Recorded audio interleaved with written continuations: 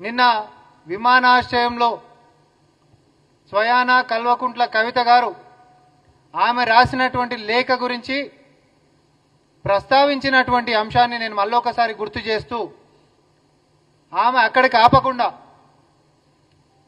కేసీఆర్ గారు దేవుడు లాంటి వాడు, కానీ ఆయన చుట్టుముట్టు కూడా దయ్యాలు చేరినాయి అనేటటువంటి ఒక అంశాన్ని ప్రస్తావించిండ్రు.